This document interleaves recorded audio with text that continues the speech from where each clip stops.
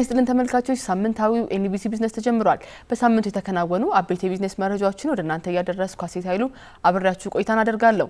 እንድትከታተሉን በአክብሮት እየጋበዝኩ ወደ ቀዳሚ መረጃችን እናልፋለን።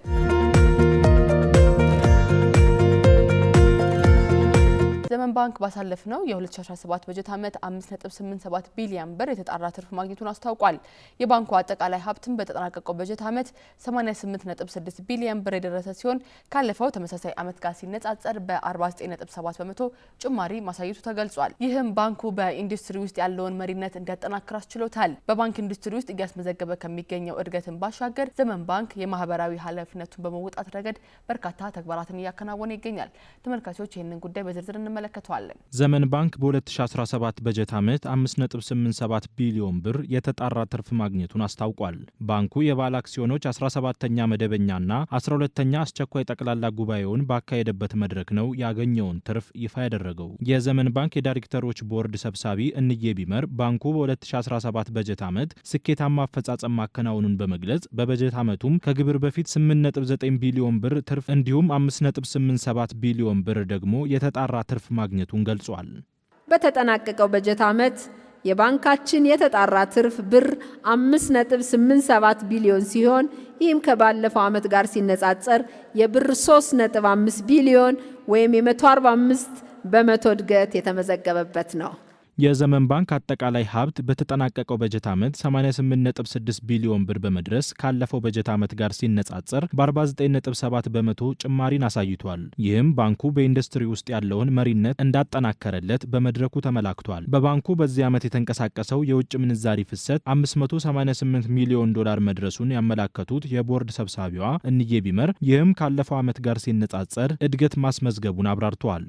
ባንካችን በተጠናቀቀው በጀት ዓመት በገቢና ወጪ ንግድ እንዲሁም በመዋለ ንዋይ ፍሰት ኢንቨስትመንት እና በሌሎች የሥራ መስኮች ከተሰማሩ ደንበኞች ጋር በመስራት 588 ሚሊዮን የአሜሪካ ዶላር አግኝቷል።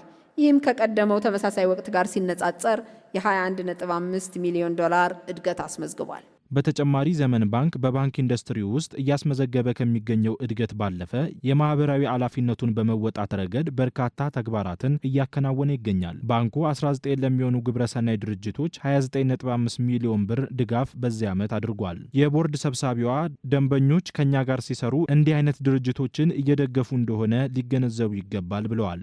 በተለያየ ሁኔታ በተለያዩ ጊዜዎች በርካታ መንግስታዊ ለሆኑ መንግስታዊ ላልሆኑ ዘመን ኮንትሪቢዩት ሊያደርግ ያስፈልገዋል፣ ሊገኝበት ይገባል። እዚህ ጋር እኛ ምስቴክ አለን፣ እኛም ኢንቮልቭ ማድረግ አለብን፣ እኛም ባለቤቶች ነን፣ እኛም ባለድርሻ አካላቶች ነን በምንልበት ሁሉ ስናደርግ ነው የመጣ ነው። ደንበኞቻችንም ከዘመን ባንክ ጋር ሲሰሩ አይደል በሌላ መልኩ እንዲህ አይነት ተቋማትን ወይም እንዲህ አይነት የህብረተሰብ ክፍሎችን አብረው እያሰቡ እንደሆነ አብረው ኢንቨስት እያደረጉ እንደሆነ ፊልድ ያረጋሉ ብዬ አስባለሁ።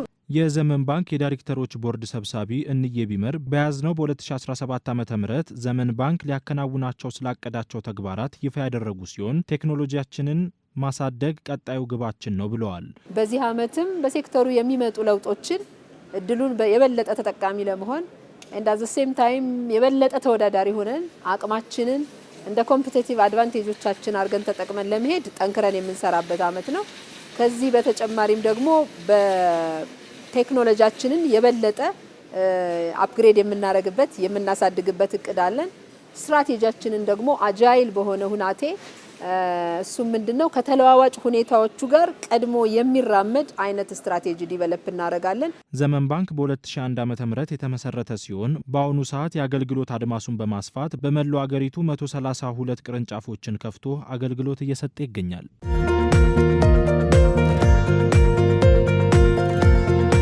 ኢትዮጵያ የዓለም የገንዘብ ስርዓት በማደግ ላይ ያሉ ሀገራትን ዘላቂ ልማት ታሳቢ ያደረገና ፍትሃዊ መሆን አለበት ስትል ጥሪ ያቀረበች የገንዘብ ሚኒስትር አህመድ ሽዴ ከዓለም ባንክና ከዓለም አቀፉ የገንዘብ ተቋም ዓመታዊ ስብሰባ ጎን ለጎን እየተካሄደ በሚገኘው 114ኛው የቡድን 24ኛ ስብሰባ ላይ እየተሳተፉ ነው የሚገኙት።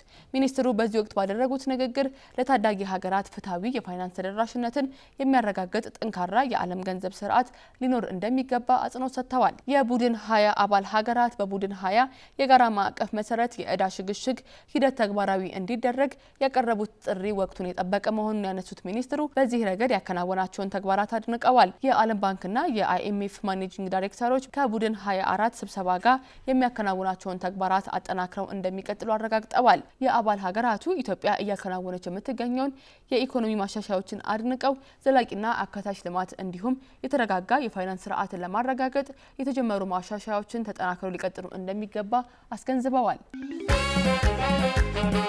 ለአዲስ ዘመን ከዘመን በቋሚነት የሚሰጥ የላቀ ደንበኞች አገልግሎትና ውጤታማነት ልህቀትን በሚገልጽበት በዚህ ዓለም የባንክ ምርጫው ሁሉንም ነገር ይናገራል። የውጭ ምንዛሪ ማስተላለፍ በተመለከተ እምነት በጣም አስፈላጊ ነገር ነው። የእርስዎ ምርጫ የሚያከብረውና የሚያስቀድመውን ዘመናዊ የባንክ አጋር መምረጥ በጥራት ማመንን ያሳያል። አሁን ደግሞ ዘመን ባንክን ለመምረጥ ሌላ ተጨማሪ ምክንያት አለ። የተጨማሪ 6% ጉርሻ።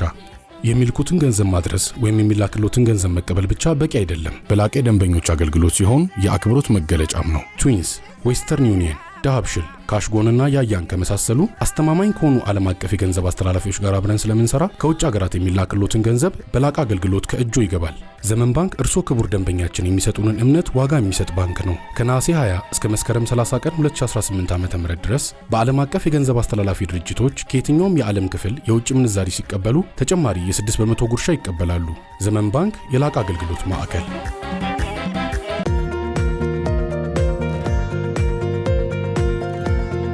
ኢትዮጵያ ከአትክልትና ፍራፍሬ ኤክስፖርት 735 ሚሊዮን ዶላር ለማግኘት አቅዳለች። የግብርና ሚኒስትር አዲሱ አረጋ እንደገለጹት ኢትዮጵያ 427000 ቶን የሚመዝን አትክልትና ፍራፍሬ ምርቶችን ወደ ውጭ በመላክ 735 ሚሊዮን ዶላር ለማግኘት ማቀዷን ገልጸዋል። ይህ ግብም የተያዘው መንግስት የኤክስፖርት ምርቶችን ለማስፋፋትና በአብዛኛው በባህላዊ ምርቶች ላይ ያለውን ጥገኝነት ለመቀነስ እያደረገ ባለው ጥረት ነው ተብሏል። የአትክልትና ፍራፍሬ ዘርፍ ከኢትዮጵያ ዋነኛ የውጭ ምንዛሪ ማስገኛ ዘርፎች መካከል አንዱ ነው። ከዘርፉ ከሚገኘው አጠቃላይ ገቢም 80% በላይ የሚሆነው አበባዎችን በመላክ የሚገኝ ሲሆን ቀሪው ደግሞ ፍራፍሬዎችንና አትክልቶችን ኤክስፖርት በማድረግ እንደሚገኝ ተገልጿል።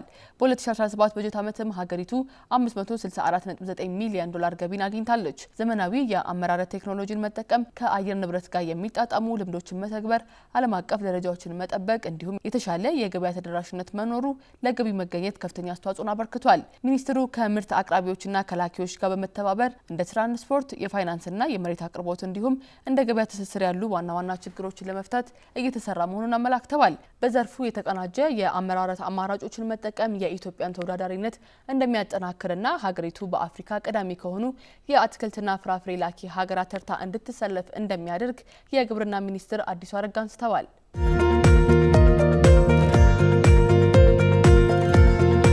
ኢትዮጵያ ዓለም አቀፉን የከብትና የግብርና ኤክስፖ ልታስተናግድ ነው።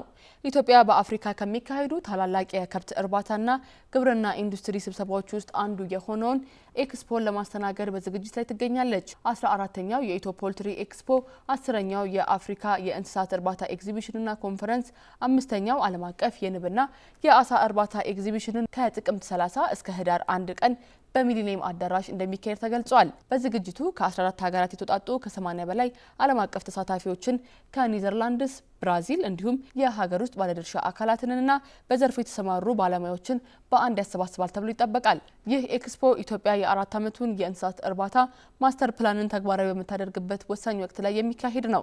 እቅዱ በወተት፣ በዶሮ እርባታ፣ በማርና በአሳ ምርት ውስጥ ያለውን ምርታማነትንም ለማሳደግ ያለመ ነው።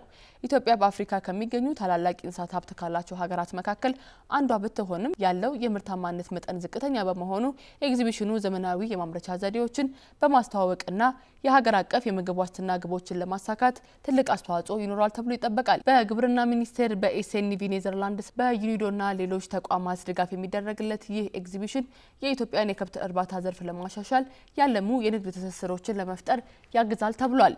ከ5000 በላይ ጎብኚዎች በ3 ቀናት ዝግጅት ላይ እንደሚገኙ የሚጠበቅ ሲሆን ይህ ኤክስፖ የኢትዮጵያን የግብርና ዘርፍ የሽግግር አጀንዳን ለማራመድ ቁልፍ መድረክ ሆኖ ያገለግላል ተብሎ ይጠበቃል።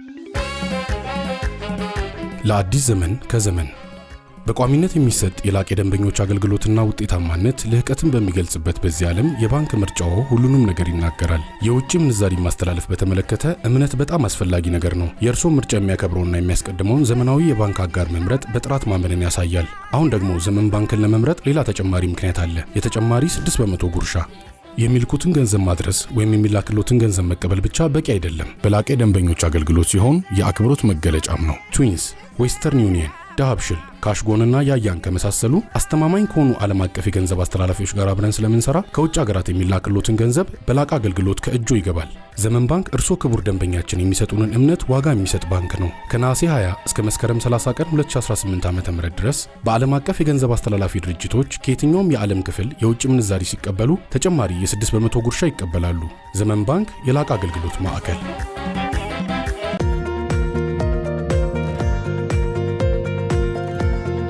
የኢትዮጵያ አየር መንገድ በደህንነት ስጋት የተነሳ ወደ ፖርት ሱዳን ለጊዜው አግዶት የነበረውን በረራውን ዳግም ማስጀመሩን ገልጿል። አየር መንገዱ በትላንትናው ዕለት ወደ ፖርት ሱዳን የሚያደርገውን በረራ ዳግም ማስጀመሩን የገለጸ ሲሆን በየዕለቱም አንድ በረራ ይኖራል ብሏል። ከጥቅምት 22 ጀምሮ ደግሞ የበረራውን ቁጥር በማሳደግ በቀን 2 ጊዜ በረራ ለማድረግ እቅድ እንዳለው እወቁልኝ ብሏል። በረራው ዳግም መጀመሩ በአካባቢው ያለው ሁኔታ መሻሻሉን የሚያሳይ እንዲሁም የኢትዮጵያ አየር መንገድ ቁልፍ የአፍሪካ መዳረሻዎችን ለማገናኘት ያለውን ቁርጠኝነት የሚያሳይ ነው ተብሏል። ከአፍሪካ ግዙፍ አየር መንገዶች መካከል የሚጠቀሰው የኢትዮጵያ አየር መንገድ በ70 ሀገራት 130 መዳረሻዎች አሉት።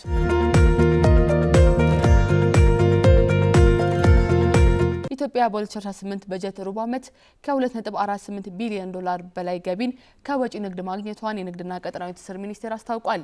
የንግድና ቀጠናዊ ትስስር ሚኒስትር ካሳሁን ጎፌ የተገኘው ገቢ ካለፈው ተመሳሳይ ወቅት ጋር ሲነጻጸር የ65 በመቶ እድገት ያሳየ ሲሆን ይህም የሩብ ዓመቱን እቅድ 117 በመቶ ማሳካት መቻሉን የገለጹት ሀገሪቱ ያስቀመጠችውን የ9.4 ቢሊዮን ዶላር ዓመታዊ የኤክስፖርት ግብን ለማሳካት የተገኘው ገቢ ጠንካራ መሻሻሎችን በዘርፉ ላይ ስለመኖራቸው አመላካች ነው ተብሏል። የተገኘው ገቢም በኤክስፖርት ዘርፎች ውስጥ ቅልጥፍናና ተወዳዳሪነት እየጨመረ መምጣቱን የሚያረጋግጥ ስለመሆኑ ሚኒስትሩ አንስተዋል።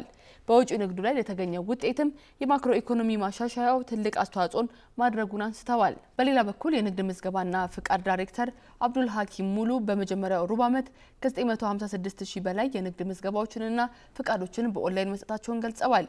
አሃዙ ከታቀደው ግብ 141 በመቶ በላይ ሲሆን ከዓመቱ በፊት ጋር ሲነጻጸር በዲጂታል አገልግሎት አሰጣጥ 41.5 በመቶ እድገት ማስመዝገቡን አመላክተዋል። በአፍሪካ ነጻ የንግድ ቀጠና ምርቶችን መላክ መጀመሩ ደግሞ ትልቅ ስኬት መሆኑን የገለጹት ሚኒስትሩ በተጨማሪም ኢትዮጵያ የዓለም ንግድ ድርጅት አባል እንድትሆን እየተሰራ እንደሚገኝም አመላክተዋል። ለአዲስ ዘመን ከዘመን በቋሚነት የሚሰጥ የላቀ ደንበኞች አገልግሎትና ውጤታማነት ልህቀትን በሚገልጽበት በዚህ ዓለም የባንክ ምርጫው ሁሉንም ነገር ይናገራል። የውጭ ምንዛሪ ማስተላለፍ በተመለከተ እምነት በጣም አስፈላጊ ነገር ነው። የእርስዎ ምርጫ የሚያከብረውና የሚያስቀድመውን ዘመናዊ የባንክ አጋር መምረጥ በጥራት ማመንን ያሳያል። አሁን ደግሞ ዘመን ባንክን ለመምረጥ ሌላ ተጨማሪ ምክንያት አለ። የተጨማሪ 6 በመቶ ጉርሻ። የሚልኩትን ገንዘብ ማድረስ ወይም የሚላክሎትን ገንዘብ መቀበል ብቻ በቂ አይደለም። በላቀ ደንበኞች አገልግሎት ሲሆን የአክብሮት መገለጫም ነው። ትዊንስ፣ ዌስተርን ዩኒየን፣ ዳሃብሽል፣ ካሽጎንና ያያን ከመሳሰሉ አስተማማኝ ከሆኑ ዓለም አቀፍ የገንዘብ አስተላላፊዎች ጋር አብረን ስለምንሰራ ከውጭ ሀገራት የሚላክሎትን ገንዘብ በላቀ አገልግሎት ከእጆ ይገባል። ዘመን ባንክ እርስዎ ክቡር ደንበኛችን የሚሰጡንን እምነት ዋጋ የሚሰጥ ባንክ ነው። ከነሐሴ 20 እስከ መስከረም 30 ቀን 2018 ዓ.ም ድረስ በዓለም አቀፍ የገንዘብ አስተላላፊ ድርጅቶች ከየትኛውም የዓለም ክፍል የውጭ ምንዛሪ ሲቀበሉ ተጨማሪ የ6 በመቶ ጉርሻ ይቀበላሉ። ዘመን ባንክ የላቀ አገልግሎት ማዕከል።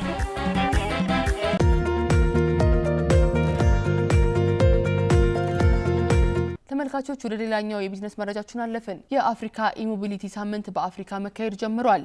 ጉባኤው የአረንጓዴ ኢኮኖሚን ለማረጋገጥ በትራንስፖርት ዘርፍ ታዳሽ ኃይልን እንዲጠቀሙ ለማስቻል ያለመ ነው። የትራንስፖርትና ሎጂስቲክ ሚኒስትር አለሙ ስሜ ኢትዮጵያ በትራንስፖርት ዘርፍ የኤሌክትሪክ ተሽከርካሪዎችን ቁጥር ለማሳደግ እየሰራች መሆኑን አንስተው በአሁኑ ወቅት ከ100 ሺህ የተሻገሩ የኤሌክትሪክ ተሽከርካሪዎች ስለመኖራቸው ገልጸዋል። በ2030 ደግሞ 500 ሺህ የሚሆኑ ተሽከርካሪዎች በኤሌክትሪክ እንዲሰሩ ለማድረግ ውጥን መያዙን ገልጸዋል።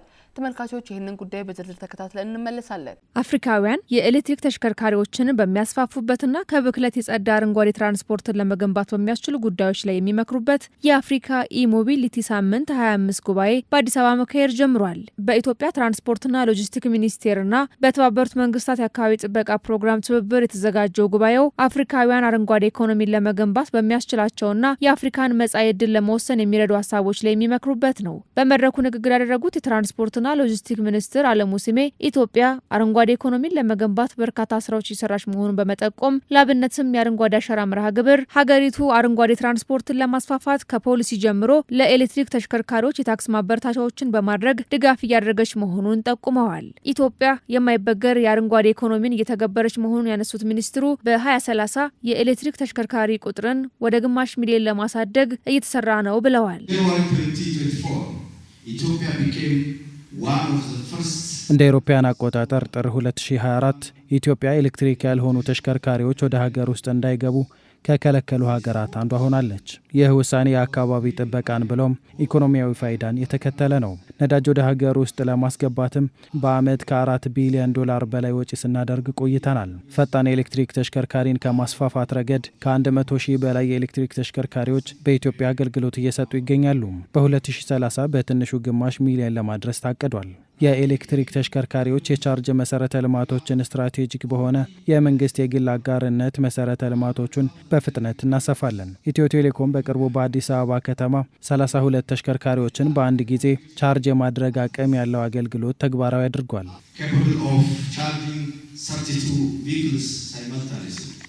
ኢትዮጵያ 90 በመቶ የሚሆነውን የኤሌክትሪክ ምንጭን ከታዳሽ ኃይል ለማግኘት እየሰራች መሆኑ የተመላከተ ሲሆን እንደ ሀገርም ጠንካራ የአረንጓዴ ልማት በትራንስፖርት ዘርፉ መተግበር እንደሚገባው ነው የተነሳው። የትራንስፖርት ዘርፍ ቀጣይ ጉዞን አፍሪካውያን በራሳቸው አቅምና መንገድ መቅረጽ እንዳለባቸውም ተነስቷል።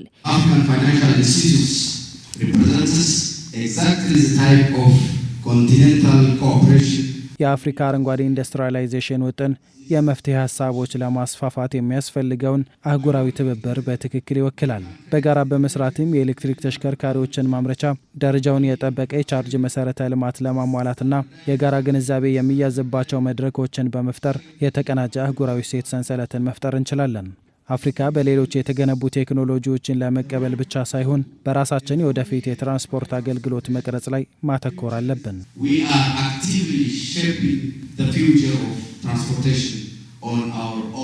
የኤሌክትሪክ ተሽከርካሪዎችን ማስፋፋትና ከብክለት የጸዳ አረንጓዴ ትራንስፖርትን መገንባት ኢኮኖሚያዊ፣ ማህበራዊና ዘርፈ ብዙ ጠቀሜታ እንዳለው ነው የተገለጸው። ኤሌክትሪክ ሞቢሊቲ ለአፍሪካ ቀዳማ መፍትሄ ብቻ ሳይሆን ኢኮኖሚያዊና ማህበራዊ ግዴታ ነው። እንደ አህጉር ያለውን የከተሜነት መስፋፋትና የትራንስፖርት ፍላጎት ለመመለስ የኤሌክትሪክ ተሽከርካሪ በመጠቀም የበካይ ጋዝ ልቀትን ለመቀነስ፣ የአየር ንብረት ለውጥ ጫና ለመቀነስ እንዲሁም ከፍተኛ ወጪ በማውጣት ከውጭ የሚገባ ነዳጅን ለማስቀረት ያግዛል። የአፍሪካ የሞቢሊቲ ሳምንት ጉባኤ ፖሊሲ አውጪዎች፣ ኢንተርፕራይዞች፣ ስራ ፈጣሪዎች በአፍሪካ የትራንስፖርት ኢነርጂ እንዲሁም በአካባቢ ጥበቃ ላይ የሚስተዋሉ ችግሮችን ለመፍታት የሚመክሩበት ነው። ኢትዮጵያ ታዳሽ ኃይልን መሰረት ባደረገው የትራንስፖርት አገልግሎቷ አሁን ላይ የኤሌክትሪክ ተሽከርካሪ ቁጥርን 115,000 ማድረስ መቻሏን ብሎም ከ17 በላይ በሀገር ውስጥ የመገጣጠሚያ ኩባንያ መገንባቷ ተመላክቷል። ይህም በዓመት ለነዳጅ የሚወጣውን ከፍተኛ የውጭ ምንዛሪ ለመቀነስ እንደሚያግዝም ነው የተገለጸው። ኢትዮጵያ ጥረቶቿን ለዓለም ኮሚኒኬት ለማድረግ ለአፍሪካ ኮሚኒኬት ለማድረግ እንዲሁም ደግሞ ያሉብንን ተግዳሮቶች ላይ ደግሞ አጋር አካላትን ትኩረት ለመሳብ የሚያግዝ ኩነት ነው ብዬ ነው የምገልጸው። 115,000ና ከዛ በላይ ተሽከርካሪዎች ደርሰናል። ይሄ ማለት ከአጠቃላይ ያለን የተሽከርካሪ ቁጥር ውስጥ ካላት ተሽከርካሪዎች ውስጥ 7% ኤሌክትሪክ አድርጋለች ካሁኑ ማለት ነው። በ10 ዓመት ጊዜ ውስጥ ደግሞ ግማሽ ሚሊዮንና ከዛ በላይ ኤሌክትሪክ ተሽከርካሪዎች ለማድረግ የፖሊሲ ዝግጁነት አለ፣ የመንግስት ቁርጠኝነት አለ፣ እንዲሁም ደግሞ የፕራይቬት አካል ምላሽ አሁን አትራክቲቭ የሆነ ነው። ጉባኤው እንደ አህጉር በትራንስፖርት ዘርፉ ላይ የሚታዩ ችግሮችን በመለየት የመፍትሄ አቅጣጫ ለማስቀመጥ እንደሚያግዝ ተመላክቷል።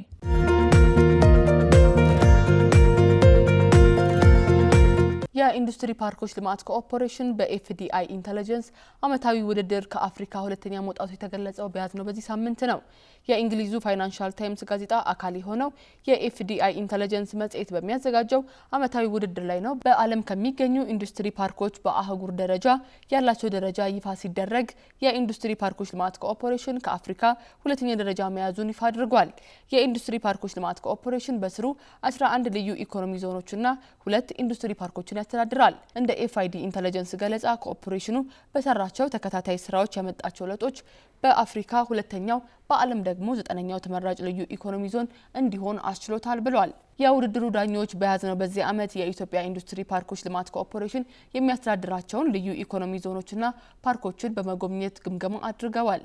በምልከታቸውም ኮኦፕሬሽኑ በሚያስተዳድራቸው ልዩ ኢኮኖሚ ዞኖች ውስጥ ባለሀብቶችን ለመሳብ የሚከተሉትን የማስተዋወቅ ዘዴ ልዩ ኢኮኖሚ ዞኖቹ ዘርፍ ተኮር መሆናቸው ለባለሀብቶች አገልግሎቶችን በአንድ ጣሪያ ስር መደራጀታቸውን በመመልከት ውጤት እንደሰጠ የኢትዮጵያ ኢንዱስትሪ ፓርኮች ኮኦፕሬሽን ገልጿል። ኮኦፕሬሽኑ የተከተለው አዲስ መንገድም በዓለም ዙሪያ ስመጥር የሆኑትን እንደ ደቡብ ኮሪያው የስፖርት ትጥቅ አምራች ሽንትስና እንደ ጃፓኑ ዮቶ ሶላር ያሉ ኩባንያዎችን መሳብ ችሏል።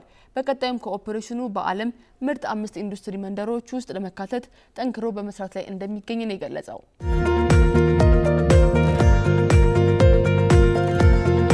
የኢትዮጵያ ቡና ዘርፍ በመጀመሪያዎቹ 3 ወራት የላቀ አፈጻጸም በማስመዝገብ ከ113542 ቶን በላይ ቡናን በመላክ ከ762.75 ሚሊዮን በላይ ዶላር ገቢን ማግኘት ስለመቻሉ የኢትዮጵያ ቡናና ሻይ ባለስልጣን አስታውቋል። የባለስልጣኑ ዋና ዳይሬክተር ዶክተር አዱኛ ደበላ ገቢው ከታቀደው የገቢ ግብ ከ132 በመቶ በላይ ሲሆን ካለፈው ተመሳሳይ ወቅት ጋር ሲነጻጸር የ47 በመቶ ጭማሪ አሳይቷል ብለዋል። ጀርመን፣ ሳውዲ አረቢያና ቤልጂየም በድምሩ 44 በመቶ የሚሆነውን የኤክስፖርት መጠንና 43 በመቶ የሚሆነውን ገቢ በመያዝ የመጀመሪያዎቹ 3 የቡና ገበያ መዳረሻ ሀገራት መሆናቸውን ዋና ዳይሬክተሩ አንስተዋል። ቻይና፣ አሜሪካ፣ ደቡብ ኮሪያ፣ የተባበሩት አረብ ኤሚሬቶች፣ ጃፓን፣ ጣሊያንና ሩሲያ ሌሎቹ የኢትዮጵያ ቡና ተረካቢ ሀገራት ናቸው።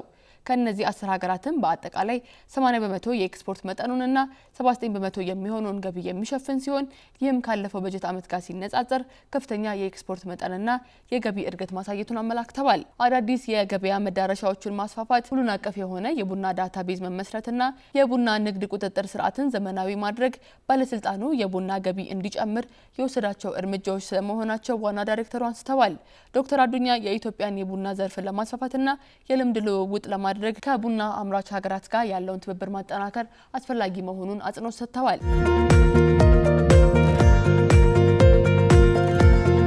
ተመልካቾች ሳምንታዊው ኤንቢሲ ቢዝነስ የተከታተላችሁትን ይመስል ነበር።